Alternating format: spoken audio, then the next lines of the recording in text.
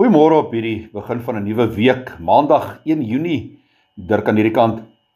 In alles moet jy self vir hulle 'n voorbeeld stel van goeie werk, suiwerheid in die leer, waardigheid in gedrag. Dis Paulus se woorde daar in Titus 2 vers 7 vanoggend. En hierdie brief van Paulus is geskryf aan Titus wie Paulus as sy eie kind in die geloof beskou het. Hulle het saam die bediening op Kreta begin. Toe Paulus vertrek om sy sendingreis voort te sit, het Titus agtergebly om die gemeente te bedien. Titus was 'n ideale leraar en een aan wie Paulus geglo het hy hierdie moeilike taak onder die Kretensers kon toevertrou. In ons vers van vandag sê Paulus aan Titus om 'n rolmodel te wees. Hy sê ook vir Titus dat almal in die gemeente rolmodelle moet wees. Niemand is volgens Paulus te jonk, te oud of te onbelangrik om 'n rolmodel te wees nie. Hy daag selfs die slawe van die dag uit om deur hulle gedrag te bewys dat hulle getrou is aan God in alles wat hulle doen. Wat beteken dit nou eintlik om 'n rolmodel te wees?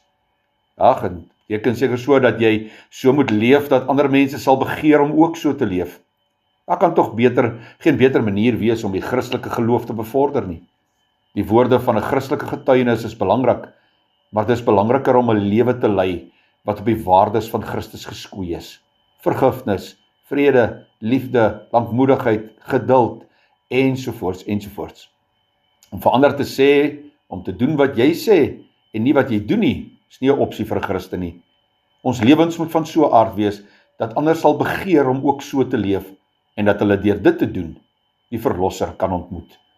Here, mag die lig van u evangelie in die wêreld skyn. Gee dat ons deur beide woord en daad van u hemelse genade getuig. Ons vra dit in die naam van Jesus, ons Verlosser. Amen.